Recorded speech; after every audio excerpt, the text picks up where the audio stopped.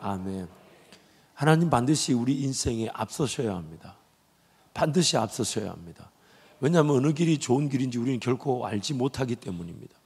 어떤 길이 과연 우리를 행복하게 할지 우리가 보지 못한 것을 하나님은 보고 계시며 우리가 살아보지 않았던 인생을 우리 예수님은 다 살아보셨다고 성경이 말씀합니다. 그러기에 반드시 예수님이 앞서셔야 합니다. 반드시 앞서셔야 합니다. 예수님이 앞서는 길이 아닐 때 우리는 지칠 수밖에 없고 쓰러질 수밖에 없고 신앙이 식어질 수밖에 없으며 기도가 재미가 없고 예배가 흥이 나지 않고 하나님 나라의 영광이 보이지 않은 채 당장의 문제 어려움 해결하는 일을 급급한 게 인생이었습니다.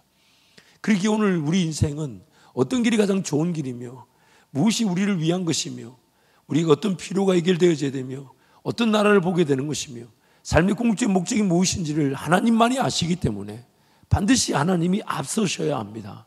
반드시 앞서셔야 합니다. 우리는 그분을 따라가기만 하면 되는 것입니다.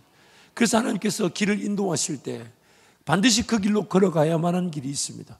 우리가 이미 어제와 그저께 살펴본 대로 이스라엘 그 정탐꾼이 들통이 나게 된 것도 정탐꾼들 입장에서는 엄청난 위기처럼 보일 수 있으나 만약 그것이 들통이 나지 않았다면 여리고 성에 그 왕과 백성들이 이스라엘 백성들을 얼마나 두려워하는지를 알 수가 없었을 것이고 만약 정탐이 들통나지 않았다면 라합의 가정의 구원의 역사는 결코 나타나지 않았을 것입니다. 그러나 그 정탐이 들통나게 되므로 오히려 하나님은 더 큰 영광을 받을 수 있는 은혜의 기회를 나타내셨던 것이죠. 우리 인생도 마찬가지예요. 뭐가 안 되는 듯 보일 수 있고 실패한 듯 보일 수 있고 돌아가는 듯 보일 수 있고 힘든 것 보일 수 있습니다. 생각지 못한 변수가 나타날 수 있습니다. 그럴 때일수록 하나님이 앞서 가신다면 하나님의 말씀에 뒤쫓아 순종하며 걸어간다면 반드시 그 길은 하나님 우리를 통해 더욱 큰 영광을 받으실 계기가 되시는 것이죠. 우리는 우리 필요를 가늠할 수가 없습니다. 우리는 뭐가 우리에게 필요한지를 모릅니다. 뭐가 궁극적인 문제 해결인지 뭐가 있어야 되는지 우리는 절대 모릅니다. 그래서 앞서가신 주님이 예수만 바라보라 하셨고 예수만 따라오라 하셨던 것이에요. 예수만 따라가면 뭐가 있어야 되든 뭐가 해결이 돼야 되든 뭐가 주어져야 되든 주님이 다 하시고 심지어 길이 없는 곳에 길이 되어주시고 또한 우리에게 힘을 주시고 생명의 가치대로 살 수 있도록 인도해 주시는 것입니다. 그래서 앞서 가셔야 돼요. 그래서 예수님이 천국 올라가시기 직전 그 승천하시기 직전 제자들에게 당부하셨던 것이 약속하신 성령을 기다리라. 성령을 기다리라. 기다리라. 그분을 만나고자 하고 그분이 앞서 가실 수 있도록 그분의 음성을 들으려고 하고 그분의 뜻을 구하려고 하고 그분이 내 인생의 주관자가 되실 수 있도록 예수님이 말씀하신 걸 모든 것을 생각나게 하실 뿐 아니라 또한 모든 것을 가르쳐 주실 것이니까 약속하신 성령을 기다리라. 그래서 매일매일은 우리는 예수님을 기다리듯 성령을 기다리는 날인데 그날도 그 성령 하나님으로 인해 사라질 줄 알고 성령 하나님을 기다리려고 했던 날이 예수 재림의 날이 되고 예수님과 영원한 천국에 들어가게 되는 것입니다. 기다림이 목적이 되어야 되며 기다림이 삶의 이유가 되어야 되며 기다릴 때 안전하며 기다려야만이 따를 수 있는 길이 나타나게 됩니다. 그래서 따르라, 기다리라, 인내해라, 말씀만을 붙들고 살아라. 그렇게 우리에게 말씀해 주시는 것이죠. 이제 약 40년의 광야 생활이 끝나고 하나님께서 이스라엘 백성들을 약속 땅으로 데리고 들어가십니다. 데리고 들어가실 때도 그들에게 무언가 요구하지 않으셨어요. 왜냐하면 하나님 데리고 가신다고 약속하셨기 때문이죠. 그 약속의 말씀대로 이제 불순종했던 세대들은 다 죽고 당시에 20세 미만의 자녀들과 광야에서 태어난 자녀들만 데리고 약속의 땅을 들어가는데 예전 1차 약 1년 6개월 만에 약속의 땅 입구에 들었던 그 불순종의 세대의 길과는 다르게 요단강 동편 땅으로 거슬러 올라가서 약속의 땅 남부에서부터 올라가는 길이 아닌 요단강 건너가는 그래서 가나안 땅의 중간 지점으로 들어가는 길로 그들이 인도하셨어요. 그래서 지도를 한번 보여주시면 위의 길이 빠르게 갈 수 있는 블레셋 사람의 땅의 길이지만 전쟁을 보면 이집트로 다시 도망갈까 봐 이제 파란색 라인에 시내 광야와 신 광야와 그리고 가데스 바네의 길을 가게 하셨던 거죠. 그래서 밑에쯤 내려와서 이제 위로 올라가는 그 윗부분에 여러분 보시면 아말렉이라고 써져 있는 그 부분에 노란색 이 삼각형으로 된 지점이 바로 가데스 바네아입니다. 이 가데스 바네아에서부터 가나안 땅이 이제 시작되는 거예요. 밑에서부터 위로 올라가는 거죠. 그런데 여기서 이스라엘 백성들이 하나님께 정탐을 통해 안 들어가기로 불순종하면서 그들은 다시 그 뺑뺑뺑 돌듯 그 광야 지점에서 약 한 38년을 보낸 겁니다. 그 38년을 보내고 난 다음에 원래 이 밑에서부터 이렇게 쭉 올라가면 땅을 차근차근 차지해서 올라갈 텐데 하나님께서 일부러 동편으로 향하게 하셨어요. 동편으로 향해서 가나안 땅 중간 지점까지, 거의 중간 지점까지 올라가서 거기서 요단강을 갈라 지나가게 하셨던 것이죠. 거기에는 분명한 목적이 있었던 것입니다. 첫 번째 목적은 지금 여러분 그 보시면 오른편에 있는 요단강 동편 땅이 제일 아래 땅에 보시면 지금의 사우디아라비아의 지형으로 보이는 미디안이 있고 그 위에 에돔과 모압과 암몬이 있지만 그 중간중간 사이에 아모리 왕 그 헤스본의 시온 왕이 있었고 바산 왕 옥이 있었죠. 그래서 미디안과 바산 왕과 시온 왕은 하나님께서 무찌르게 하셨는데 그 전쟁을 통해 하나님께서 원하셨던 게 있고 이스라엘 백성들에게 주셨던 게 있죠. 이제 그만 보여주셔도 돼요. 네. 앞으로 방송실과 제가 좀 더 텔레파시가 통할 수 있도록 이렇게 기도를 많이 해주시기 바랍니다. 웃자고 한 얘기가 이렇게 통하지가 않아요. 근데 그쪽 동편으로 올라갈 때 미디안과 그 시온 왕과 바산 왕 옥이 이스라엘 백성들을 덤비로 들어왔죠. 그때 하나님께서 특히 미디안은 바알볼 사건, 즉 미디안과 모압의 여인들을 이스라엘 백성과 이제 음행하게 만들어서 그것이 이스라엘 백성들의 큰 심판을 자초하겠죠. 그 꾀를 냈던 사람이 바로 발람이었죠. 발람이 하나님께서 이스라엘 백성들을 축복하라 해서 축복했지만 뒤돌아서서 그 물질에 눈이 어두워 모압 왕 발락에게 돈을 받고 이제 미디안과 모압의 여인들로 그 이스라엘 백성들과 음행을 하게 만들어서 엄청난 심판 사건으로 2만 5천 명 이상이 죽임을 당하게 되죠. 그래서 하나님께서 그 미디안은 그 사건으로 인해서 심판을 당해야 된다. 그래서 미디안을 쳐부수게 하시고 거기서 엄청난 전리품을 먹게 하시고 그리고 에돔과 모압과 암몬은 그들도 하나님께서 번성케 하시기로 한 약속의 자녀들이기 때문에 그들 땅은 침범하지 마라. 그래서 오른쪽 사막의 길로 돌아와서 우회하게 하시되 우회에서 올라가는 길에 먼저 시온 왕이 이스라엘 백성들을 무찌르러 나왔죠. 그러나 그 시온 왕은 아모리 족속이었고 헤스본의 왕이었기 때문에 하나님께 그 아모리 족속 그 시온 왕을 격파시키시고 또한 그 바산 왕을 물리치게 하심으로써 엄청난 전리품들, 최소한 한 집에 양 한 마리씩은 다 돌아갈 수 있는 만큼의 전리품을 얻게 하시고 또한 그 길르앗이라는 그 북쪽 그 바산왕과 시온왕의 땅을 이제 하나님께서 전멸케 하셨죠. 그리고 훗날 르우벤과 갓과 므낫세 반지파가 그 요단강 동편 바산과 시온 왕의 땅을 차지하게 됐던 것입니다. 그래서 그 전쟁을 통해 하나님께서 원하셨던 것은 이스라엘 백성들이 정복 기간 동안 그래서 블레셋 말씀에 출애굽기 23장 말씀에 이렇게 얘기하잖아요. 그들을 한꺼번에 쫓아내지 않았다. 왜냐하면 이스라엘 백성들이 그 땅에 뭔가 심고 거두는 농사를 지어보지 않았기 때문에 그 땅에 거민들을 한꺼번에 내쫓게 되면 그 들짐승들이 난무하게 되어 오히려 백성들이 어려움에 처하게 되니까 1년 안에 조금씩 쫓아내겠다. 그럼 1년이라는 그 유예기간 동안 정복기간이 될 것이고 그 정복기간 동안 그들의 삶을 영위할 수 있도록 이 미디안과 바산과 시온 왕을 무찌른 전리품으로 그 삶이 준비되게 하셨던 것입니다. 무엇보다 더 중요한 영적인 의미가 있었습니다. 반드시 그들은 요단강 동편 땅으로 거슬러 올라가서 가나안 땅 남부에서 시작되는 정복이 아닌 그 요단강 건너는 그 가나안 땅 중앙 지점에서부터 하나님의 땅을 차지해야 되는 요단강을 건너야만 했던 이유가 있는데 그것은 바로 약속의 백성들이 세례를 받지 않았기 때문에 그래서 이스라엘 백성들이 애굽에서 나올 때 홍해 아래 세례를 받게 하셨지만 이제 불순종의 세대는 광야에서 다 죽고 20세 미만의 자녀들과 광야에서 태어난 자녀들은 물 아래 세례를 받지 않았기 때문에 그래서 굳이 요단강으로 왔지만 요단강은 홍해만큼 그렇게 깊지 않은 땅이었죠. 하지만 제사장들이 복궤를 메고 요단강에 발을 내딛었을 때 요단강이 저 멀리서 끊어지고 쌓여 서게 되므로 그 백성들이 물 아래 세례를 받듯 지나가게 된 것이었습니다. 하나님의 엄청난 그 영적인 의미와 그 필요가 해결되어지게 됐던 것이죠. 그리고 그 요단강을 지나가게 함으로써 이제 여호수아 오늘 3장에서부터 이제 하나님께서 그 땅을 정복하게 하시는데, 이제 요단강을 지나가야 되는 그 땅을 그렇게 지나가게 하신 그 목적이 세 가지가 있었다고 성경이 말합니다.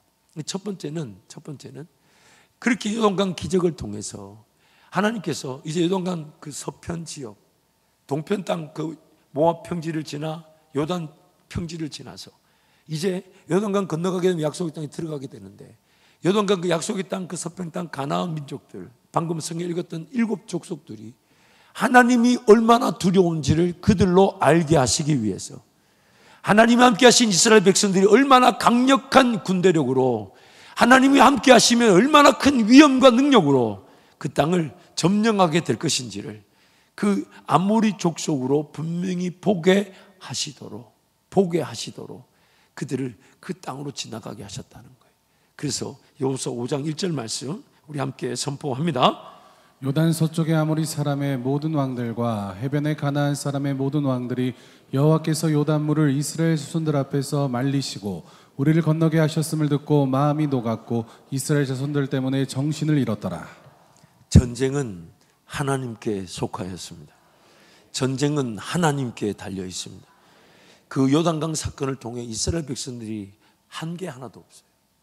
그저 하나님 말씀에 따라 법궤를 메고 말씀을 메고 그 요단강에 들어섰을 뿐인데, 요단강이 끊어서서 쌓여지는 그 장면, 그리고 그 강을 마른 땅을 건너가듯 건너가게 한 것을 그 여리고성을 비롯한 모든 가나안 족속들이 보고 듣고 그들이 간담이 녹아내리고 정신을 잃어버렸습니다. 전의를 완전히 상실해 버렸어요. 이스라엘 백성들이 그 땅을 이제 들어갈 때 하나님의 그 인도하심에 따라 오히려 하나님의 인도하심에 따르기만 하면 되는구나. 따라 나서기만 하면 되는구나. 그분이 앞서가시면 되는구나. 그것을 알게 하시고 그 전쟁이 하나님 그분의 능력으로 치루어 주신다는 것을 보게 하신 것이죠. 두 번째는 하나님께서 세우신 여호수아, 모세의 그런 리더십 다음으로 세우진 여호수아 입장에서 엄청난 두려움과 떨림이 있었을 것입니다. 하나님께서 그와 함께 하신다 하셨고, 또한 영을 부어주셨고, 또한 정탐을 통하여 하나님의 일하심을 듣게 하셨지만, 여전히 그 백성들은 모세 다음으로 여호수아가 잘할 수 있을까 못할까, 그것이 여호수아에게, 그 백성들에게도 엄청난 난제였을 것입니다. 근데 하나님께서 이 사건을 통해 여호수아가 하나님이 세우신 리더이며, 또한 모세와 함께 하셨던 것처럼 여호수아와 함께 하셔서 반드시 이스라엘 백성들로 하여금 그 땅을 차지하게 하시겠다는 그 리더십을 견고하게 하셨습니다. 여호수아 4장 14절 말씀 함께 선포합니다.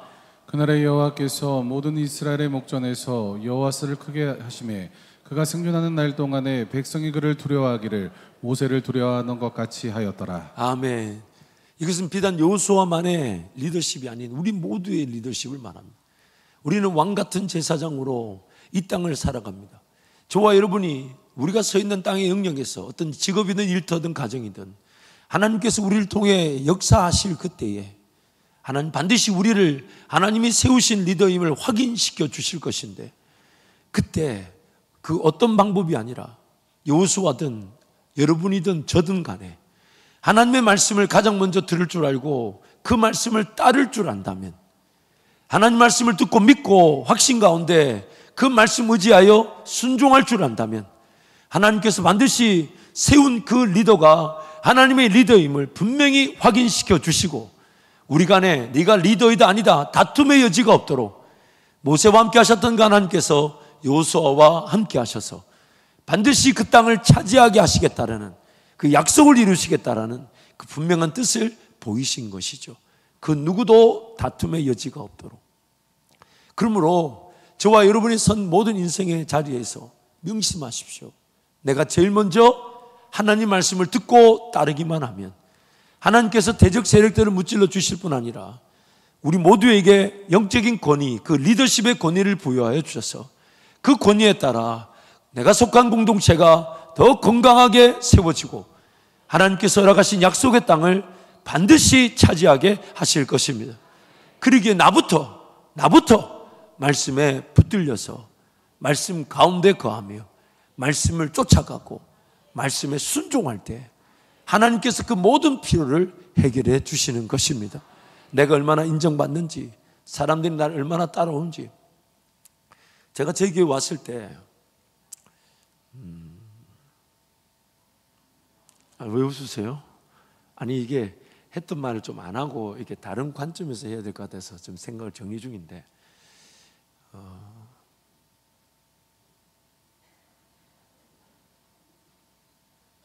참 설교하면서 철이 든다는 게 너무 신기할 따름이에요. 그냥 했던 말 한 번 더 해보겠습니다. 다른 분들이 뭐라고 그러냐면 그 목회를 잘하고 교인들한테 사랑받은 데는 가는 게 아니다. 목회를 삶을 걸어서 최선을 다하셨고 더군다나 기도하는 교회, 기도하는 목회자로 알려 계신데 너 거기 가가지고 어떻게 가려고 하냐. 사실 제가 계획한 길도 아니죠. 제가 목사님을 만나려고 했던 것도 아니고 미국의 방송국에 있는데 뜻밖의 어떤 연결을 통해서 만나 뵙게 됐고 만났을 때 뭐 저는 목사님 저를 어떻게 생각하는지 모르죠. 뭐 물론 저를 만나는 분들이 다 좋아하시더라고. 아니 그렇게 활짝 웃을 일이 아니에요. 제 평생에 저희 어머니 기도대로였어요. 하나님 우리 아들들이 누구 앞에 서든지 간에 수치와 거절을 당하지 않게 해달라고. 그래서 보는 분들이 그렇게 나를 좋아하더라고. 뭐 여러분은 아닌 것처럼 얘기하지만 곧 더 좋아질 줄 믿습니다. 약간 공산당 같은데 어쨌든. 그러나 이제 사실이죠. 정말 삶을 걸어서 목회를 하셨던 분이시고 지금도 여전히 그 목사님의 그 흔적에 제가 어떤 보호를 받고 있으면 받고 있지 더 도움을 받고 있지 사실 적지 않은 부담이 있는 건 사실입니다. 그래서 제가 그 길을 뭐 이런 인도하심이 있다 구차한 어떤 말을 할 필요도 없거니와 하나님께서 제 발걸음 인도하신 길이 저 역시 순종하며 가는 길인데 저를 만나는 분들마다 더 좋은 데가 있어. 그렇게 고생 안 해도 돼. 그게 뭐 교회 규모 별로 중요하지 않아. 사실 하나님께서 교회를 세우신 것은 굉장한 은혜이고 크든 작든 다 귀한 교회인데 목회자인 저희들 입장에서는 규모가 작든 크든 사실 일용할 양식은 같거든요. 오히려 어려운 것이 풍요로운 것보다는 안전하다는 말이 있을 정도로 뭔가 주어지고 누릴 수 있는 것을 절제하고 다스리지 않으면 오히려 더 마이너스 요인이 되게 되잖아요.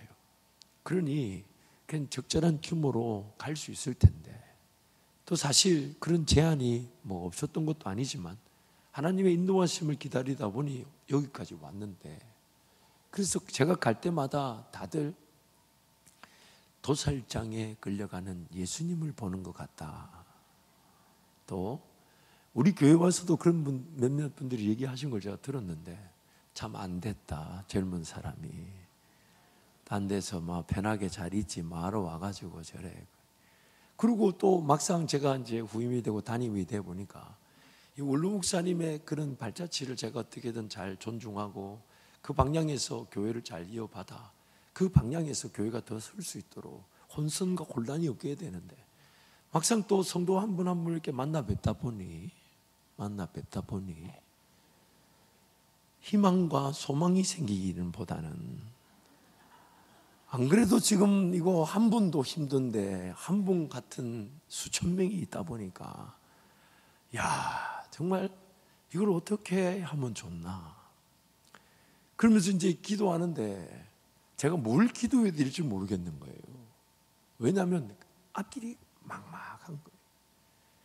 사람 한 사람의 마음을 사는 것도 쉽지 않은데 성도가 이렇게 많으니 저 사람들 마음을 내가 어떻게 사겠나. 어떤 성도는 사랑해달라고 다가오기도 하고 어떤 거리를 두고 관계를 세우기도 하고 어떤 성도는 목사가 다가오는 것도 싫어하는 듯 멀리가 있기도 한데 이걸 내가 관계를 어떻게 이거를 왔다 갔다 하면서 이걸 채우나. 참 눈앞이 캄캄해서 어떤 작은 도시나 시골에 그렇게 성도들을 섬길 수 있는 기회가 있다면 그게 더 낫지 않을까. 실질적으로 제가 동사 목회를 하는 그 3년 반, 한 4년의 시간 동안 제 마음에 끊임없는 갈등은 내가 이렇게 이 마음으로 이 사역을 내가 섬기기에는 부족하지 않나. 그러면서 하나님 앞에 기도했던 것은 하나님, 제 안에 어떤 확신과 믿음의 수준에서 이 길을 간다 안 간다 그렇게 결정할 수 있는 일이 아닌 것 같습니다. 하나님이 확인시켜 주셔야 합니다. 하나님께서 보여주셔야 되고 하나님께서 저를 세우셨다는 것을 다른 누구보다 저부터 알게 해 주십시오. 저부터. 그것이면 충분할 거니까. 신기하게도 그 기도를 이제 드리면서 걸어오는데 제 마음에 목회의 어떤 방향에 대한 어떤 안정감이 생겼어요.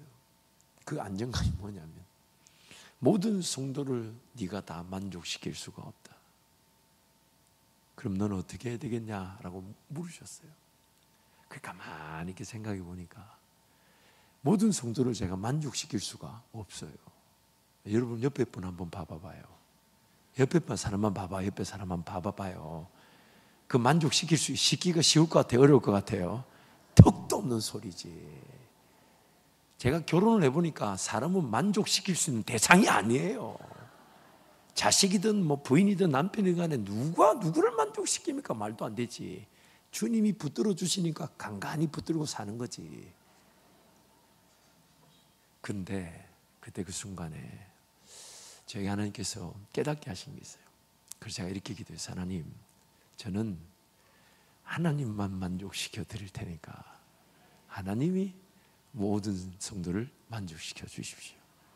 물론 제 역할을 배제하거나 제가 해야 될 일을 하지 않는 것이 아니라, 그래서 제 다음에 이제 목자 교육 때도 이제 그 전략이나 기도 제목을 나누겠지만, 하나님, 그 순간에 누가 하나님의 사랑이 필요한지, 그 순간에 누가 하나님의 은혜가 필요한지는 하나님이 아시니까 제가 담임 목사로서 그 순간에 섬겨야 될 영혼들은 반드시 섬기게 해주셔서 사랑과 은혜가 필요한 이들, 담임 목사로서 제가 섬겨야 될 이들을 매일매일 놓치지 않도록. 그래서 그 방향이 어디로 바뀌었냐면 3,000명, 4,000명 전체를 섬겨야 된다는 부담이 하나님 나의 형편과 상황을 아시고 감당할 길로 걸어가게 하실 때 그 순간에 섬겨야 될 영혼들을 섬기게 하심으로 반드시 하나님이 제 역할로 하나님의 교회를 섬기게 하실 것에 대한 믿음이 생겼습니다. 그래서 지금도 그 믿음 아니면 제가 감히 우리 교회 성도를 섬겨야 된다, 섬긴다 말할 수가 없죠. 자신이 없어요. 왜냐하면 어떤 성도는 하나님의 은혜를 받는 것 같지만 어떤 성도는 힘들고 지쳐있는 성도가 있죠. 그래서 그 성도가 돌아오기를 바라지만은 그 성도가 돌아오기를 바란다는 이유로 제가 같이 힘이 빠지고 지치고 제가 잘못해서 그런 것 같고 제가 뭔가 역할을 제대로 하지 못해서 저 성도가 힘들어하는 것 같아서 그래서 지칠 수밖에 없고 일이 감당이 되지 않습니다. 그렇기 때문에 누구든지 간에 비단 저의 문제만 아닌 여러분도 마찬가지입니다. 여러분이 서 있는 가정이든 여러분의 일터든 삶의 어떤 영역에 있었든지 간에 하나님께서 여러분을 세우셨다라는 그 확인이 되지 않으면 우리는 그 누구도 그 선자리에서 그 역할을 감당할 수가 없습니다. 그래서 하나님께서 반드시 여호수아에게 약속하신 것처럼 우리에게도 약속하시는데 여호수아에게 뭐라고 얘기하셨습니까? 또 이스라엘 백성들에게 뭐라고 하셨습니까? 똑같은 얘기를 하셨죠. 하나님 말씀을 주야로 내 입에서 떠나지 말게 하며 그것을 내가 지키고 그것을 행하라. 그리하면 내가 어디로 가든지 내가 너와 함께 있어 내가 너로 형통하게 할 것이다. 네가 밟는 모든 땅들이 하나님의 나라가 될 것이다. 그래서 오늘 우리 모두가 그 말씀을 따르는 인생으로 하나님 나를 세우셨다면 반드시 그 인생이 인정받을 수 있도록 확인시켜 주실 건데, 그 확인시켜 주시는 것이 바로 내가 말씀을 따르는 것입니다. 말씀을 앞세우는 것입니다. 말씀을 기다리는 것입니다. 말씀이 내 인생을 인도해 가실 수 있도록 말씀 앞에 나를 내어놓는 것입니다. 그러면 반드시 인정받습니다. 물론 지금도 여전히 우리 성도들 가운데 돌봐야 될 영혼들이 많고, 또 좀 더 좋은 담임 목사가 있지 않을까, 그런 죄송한 마음도 있습니다.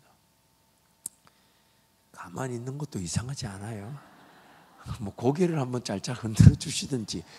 저는 그래 얘기해도 성도들이 아닙니다 이래야 되는데, 다들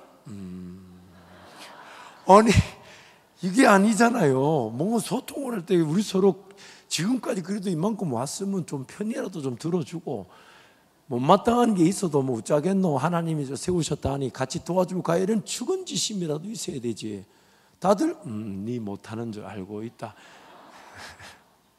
사실 지난 금요일 날도 그 찬양하러 올라갔는데 그 목사님들 만나서 이런저런 얘기를 듣다 보면 나한테는 참 저런 마음이 없는 것 같고, 저한테는 참 저런 어떤 교회와 성도를 생각하는 마음이 없는 것 같고, 참 없는 것을 따지자면 없는 게 너무 많은 거예요. 그래서 이게 참 하나님 앞에 너무 죄송하고 성도들한테 늘 죄송한 마음이에요. 죄송한 마음. 죄송한 마음. 죄송하다 합시다. 그래서 저 역시도 항상 말씀 앞에 설 수밖에 없습니다. 말씀을 전하고 가르치고, 저부터 그 말씀이 양식이 되고, 저부터 그 말씀을 다루고자 하고, 저부터 그 말씀의 깊이에 사로잡히고. 물론 감히 제가 절대적인 기준이 되어서는 안 되지만, 제가 말씀의 그 즐거움을 본 그 이상으로 말씀의 즐거움을 볼 수 없다고 저는 확실히 생각합니다. 성도들이 제가 맛본 하나님을 그 이상으로 맛보기가 쉽지가 않아요. 그러니 저부터 그 말씀에 깊이 사로잡혀야 되고, 말씀 보는 즐거움이 있어야 되고, 예수 믿는 행복이 있어야 되고, 하나님의 꿈을 꾸는 즐거움이 있어야 되고, 하나님 앞서 가실 것에 대한 믿음 가지고 기도하는 행복이 있지 않다면 저도, 여러분도, 우리 교회도 바르게 설 수가 없을 것입니다. 여러분 잊지 마십시오. 하나님은 모든 주의 백성들을 말씀의 자리로 부르셔서 너는 이 말씀 지키고 순종하고 따르는 일에 강하고 담대해라. 말씀 놓칠까 봐 두려워하고 말씀 없이 살아갈까 두려워하면서 하나님 말씀을 주야로 묵상해라. 그리하면 나머지 모든 것들은 하나님께서 정리해 주실 것이다. 하나님께서 해결해 주실 것이다. 하나님께서 마치 말씀을 통해 정결해지고 깨끗해지기만 하면 하나님 담고 싶은 것이 무엇이든지 담아내실 수 있는 그런 그릇으로서 그 신앙의 여정, 삶의 여정을 보낼 것을 우리에게 말씀하고 계신 것입니다. 무엇보다 오늘 본문 말씀에서 가장 중요한 것은 이제 약속의 땅을 차지하게 될 백성들에게 그 땅을 차지하게 될 하나님의 인도하심, 그 하나님의 방법을 소개하고 있습니다. 그것이 바로 하나님의 말씀을 매라는 것입니다. 하나님의 말씀을 메고 하나님께서 원하시는 곳으로 가자는 것이죠. 하나님의 말씀을 메고 나아간다는 것은 다름 아닌 말씀이 앞서는 걸 얘기하는 것이죠. 또한 하나님의 말씀을 매야 한다는 것은 그 말씀의 지배 아래 거한다는 것입니다. 또 말씀의 지배 아래 거한다는 것은 말씀 그 법궤가 내가 졌다고 한번 생각해 보세요. 법궤를 졌을 때 그때와는 지금 우리는 좀 다르지만 그때 그 법궤를 지은 레위 자손들이 그 법궤를 잘못 만지기라 하거나 누군가 그 법궤를 만지기라고 한다면 바로 그 자리에서 죽임을 당했습니다. 그래서 오늘 본 말씀에도 적정한 거리를 둬라. 하나님 그분의 임재에 함부로 들어오지 말라는 거죠. 그 죄인들이 들어갈 수 없는 거죠. 무엇보다도 법궤를 맸다고 생각해 보세요. 내가 하고 싶은 것을 자유자재로 할 수가 없습니다. 그런데 그 법궤가 나를 억제하는 것입니다. 율법의 세 가지 기능 중에 하나가 첫 번째는 하나님의 그런 하나님 나라 시민으로서의 그 법과 질서, 두 번째는 하나님 그분께서 삶의 궁극적인 목적으로 하나님 나라, 손가락이, 네, 이렇게. 네. 두 번째는 하나님의 그 법과 질서 속에서 영광을 받으셔야 될 그 길에서 백성으로서의 삶의 기능과 역할, 그것이 법궤의 목적이죠. 세 번째, 율법, 법궤, 말씀의 목적은 죄인인 우리가 억제하지 않으면, 억제당하지 않으면 그 죄의 유혹과 미혹에서 이겨낼 수가 없다는 것입니다. 그래서 법궤를 맨다는 것은 죄인된 우리가 그 짐을 짐으로써 법궤의 제압을 당하는 것입니다. 죄인된 우리가 법궤 아래 놓여지는 것입니다. 말씀 아래 놓여져서 말씀의 무게로 우리의 죄성이 억제를 받게 되는 것입니다. 우리의 죄성이 짓눌려지게 되는 것이죠. 그래서 그 법궤가 우리를 죽임으로써 예수께서 우리를 살리시는 그 과정을 뜻하기도 합니다. 그래서 법궤 그 말씀을 매라고 얘기했던 거예요. 무엇보다 더 중요한 의미가 있습니다. 법궤를 맨다는 것은 내가 자발적으로 법궤를 매는 순간 법궤가 내 삶의 우선순위, 법이 되어버리는 것입니다. 내가 시작한 신앙이나 나중에는 그렇게 신앙생활하지 않으면 안 되는 강제성을 스스로가 가지게 됩니다. 그리고 내가 해도 되고 안 해도 되는 일인데 그 누군가는 그렇게까지 신앙생활 해야 되냐, 그렇게까지 말씀 읽어야 되냐, 그렇게까지 헌금하고 헌신해야 되냐라고 말하지만 정작 본인은 나는 주님 사랑하기 때문에 이렇게 하지 않으면 안 된다고, 이렇게 해야 된다고. 물론 이렇게 하는 것이 나를 구원한다 그렇게 말하지 않지만 내가 주님을 사랑하며 주님을 섬기는데 이렇게 내 삶을 주님께 드리지 않으면 나는 살 수 없다고. 내가 시작한 신앙생활이지만 그 신앙생활이 나의 의지와 결단과 선택, 그 기준을 넘어선 하지 않으면 안 되는 법이 되는 것. 그리고 그 법이 나를 죄와 사망의 법에서 해방시켜 주는 것입니다. 생명의 성령의 법이 죄와 사망의 법에서 나를 해방시켜 주는 것이죠. 그래서 누가 뭐라든지 간에 하나님 앞에서 자기가 마음에 결단하고 정한 대로 신앙생활을 결정하는 겁니다. 누가 강요한다고 신앙생활이 되는 것도 아니거니와 신앙생활이 어떤 절대적인 기준이 있어서 다 이렇게 해야 된다 저렇게 해야 된다, 성경 그렇게 우리에게 요구하지 않습니다. 어떤 신앙의 상대적인 기준에 따라 어리든 성장했든 하나님을 더 깊이 맛볼 기회로서 하나님은 누구든지 기다려 주시고 누구든지 인내해 주시죠. 그렇게 각 개인 성도 한 사람 한 사람이 자기 스스로가 자기에게 도전이 돼야 돼요. 내 신앙은 건강한가? 내 신앙은 지금 이 정도로 괜찮은 건가? 좀 더 깊은 맛을 볼 수 있는 건 아닌가? 더 놀라운 하나님 나라 볼 수 있는 건 아닌가?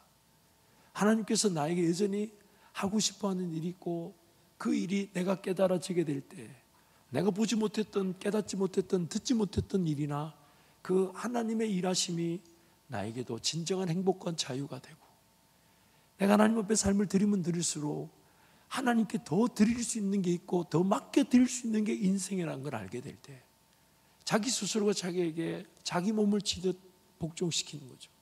더 기도의 자리로 몰아가고 더 말씀의 자리로 몰아가고 더 충성의 자리로 몰아가고 내 가진 걸 내 것이라 여기지 않고 기꺼이 하나님의 것으로 드렸는데 하나님은 도로 그것을 나에게 맡겨주시면서 너가 한번 최선을 다해서 주의 길을 걸어가 보라고.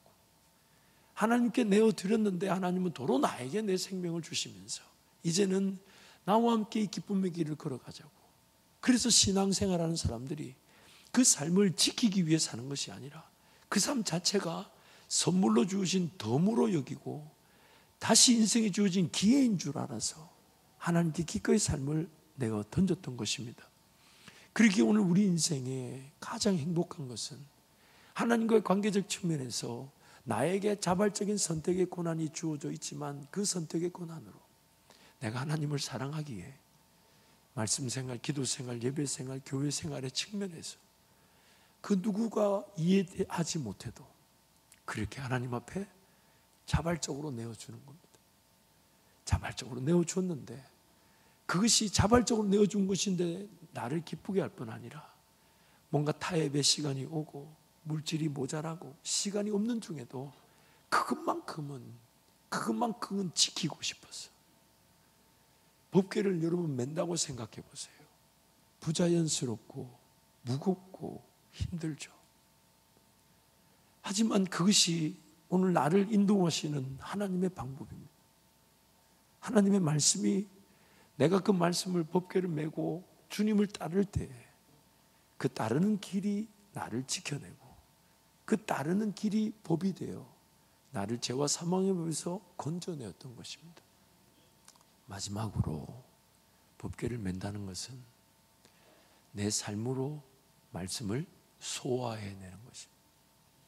내가 법궤를 메므로 그냥 하나님의 일하심을 보는 관중의 수준이거나 때가 되면 하나님께 역사하시겠지 하며 구경꾼으로 있는 게 아니라 그 말씀 자체가 나부터 사로잡고 나부터 지배하고 나부터 말씀에 붙들리게 하고 나부터 말씀에 끌려가게 만들어서 그 말씀의 능력에 따라 인생이 나아갈 길을 나아가 그 약속의 땅을 차지하게 되는 하나님의 말씀을 내 삶으로 소화시키는 것. 그래서 인생의 모든 시작점은 법궤가 출발할 때, 하나님께서 출발하자 하실 때, 출발하기 전에는 그 법궤를 중앙으로 세계 12지파가 진을 이루고 하나님을 예배하고 하나님을 기뻐하고 그 하나님의 임재가 임하여서 출발 신호를 보이실 때, 그래서 제사장들이 법궤를 앞세워 걸어갈 때 모든 백성들은 보따리를 쌓아 짊어지고 그 길을 따라가죠. 근데 그 길이 약속의 땅을 차지하고 하나님 나라를 세우게 되는 것이죠. 비단 어떤 선교사의 길을 걸어가거나 지리적 지형적 위치를 변경하는 것을 얘기하는 게 아닙니다. 여러분의 삶에도 마찬가지입니다. 여러분의 지금 삶의 자리에서도 하나님께서 만약 내일이라도 출발하자 하신다면 기꺼이 주님 따라 나설 것이나 지금 여기서 머물면서 교회를 세우고 사랑할 자들 사랑하고 복음 전할 자들에게 복음을 전하며 여기서 하나님 나라를 이루라기에 우리는 여기 머물러 있는 것이지 여기서 영원히 살 것이냐 삶을 결정지었던 자들이 아닙니다. 오늘도 여전히 우리는 예수 따르는 길에서 주님이 지금 여기서 교회를 이루고 여기서 복음을 전하고 여기서 하나님 나라를 이루라 하셔서 여기서 우리가 하나님을 예배하며 이루는 것이지 내일이라도 주님이 떠나자 하신다면 우리는 기꺼이 그 길을 떠납니다. 왜냐하면 거기에 예수 기적이 있을 것이고 거기에 예수 인도하심이 있을 것입니다. 거기에 예수 극적인 역사들이 나타날 것이고 거기서 하나님 나라가 내가 밟는 대로 그 하나님 나라 땅이 되는 하나님 나라를 이루게 될 것이니까 그 길을 위해 살아가고 있는 것이죠. 그래서 오늘 우리의 삶에 가장 중요한 거 다른 걸 요구하지 않아요. 지금 여러분 여호수아 말씀을 우리가 살펴보지만 여러분 아시는 대로 한 14장부터 한 24장까지는 거의 도시 이름과 나라 이름 그거 한 뭉태기로 끝나야 될지도 모릅니다. 그런데 그 전에 계속 하나님께서 백성들 그리고 그 말씀을 통해 우리에게 요구하시는 것은 깨끗하기만 하면 된다. 깨끗하기만 하면 된다. 전쟁이 어떻게 치러질지 어떤 땅이 어떻게 무너질지 어떤 땅을 어떻게 차지할지 그건 하나님 알아서 하실 것이고 너는 하나님 말씀만 듣고 하나님 말씀만 지키려고 하고 하나님 말씀만 따르려고 하고 하나님 말씀 아래 거하고 하나님 말씀 지고 하나님 말씀 아래 그 삶으로 소화해내던 말씀 가운데 살아라. 무엇보다도 당시만 해도 여러분 여호수아서도 이제 나중에 기록되었을 거니까 창세기, 출애굽기, 레위기, 민수기, 신명기 5경밖에 없었어요. 그런데 그 5경의 말씀 5개의 말씀만 붙들고 지켜내도 인생이 형통하게 된답니다. 형통하게 된다. 하물며 우리에게 이렇게 완성된 복음의 말씀을 주셨는데 우리는 그들보다 더 형통하지 않겠습니까? 그래서 자꾸만 세상에 어떤 필요로 하는 일들, 열매를 거둘 일들, 역사를 나타낼 일들, 이룰 일들, 얻을 일들 그 열매적 관점에서 뭔가 세워질 관점에서 뭔가 담겨질 관점에서 거기에 자꾸 신경을 쓰지 마시고 주님 나한테는 너는 예수만 바라보고 예수만 의지하고 예수 만나기를 즐겨하고 예수 음성을 듣고자 하고 그 음성을 식별하고자 하고 그 음성을 따라가기만 하면 내 발걸음이 닿는 모든 길에서의 전쟁은 하나님이 치루어 주신다는 것입니다.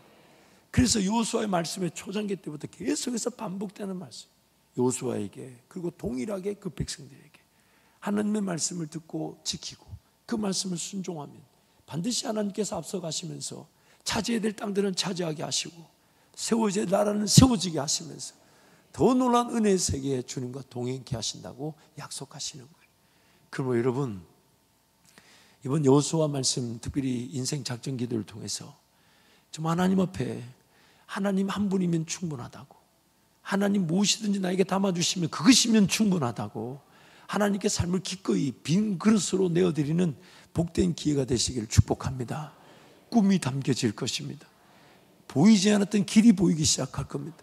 예전에 감당했던 일들도 더 좋은 열매를 맺을 수 있도록 지혜와 지식을 더하여 주실 것이고, 하나님께서 우리의 삶에 영광을 받으실 무궁무진한 길로, 근데 내가 한 길, 저와 여러분이 한 일이라고는 말씀을 듣고자 하고, 말씀을 지키자 하고, 말씀에 인내하고자 하고, 말씀을 기다리고자 하고, 말씀을 따른 것밖에 없는데 하나님께서 앞서가시며 모든 적들을 다 쫓아내 주시고 무너져야 될 것들은 무너지게 하시고 무엇보다 차지함으로 영광을 받으시게 하시더라는 것이죠.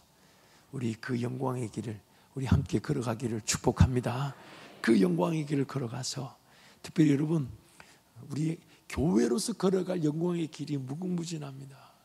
오늘 3부 예배 때는 제가 말씀 못 드렸는데 하나님께서 우리 한밭제일교회에 열매의 시절, 열매의 계절이 돌아왔다고, 물 들어올 때 노저라고 하나님 저에게 그런 감동을 주셨어요.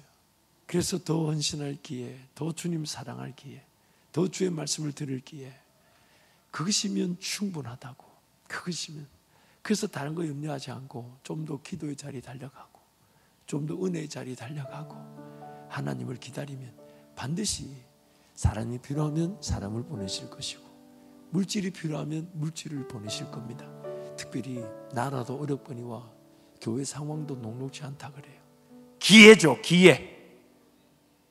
남들이 안 된다 할 때 항상 하나님은 그의 사람들을 세우셨고, 안 된다 할 때 누군가는 헌신할 사람들을 구별해 두셨을 것이니까 그 구별된 그 한 사람이 저와 여러분 모두가 되기를 축복합니다.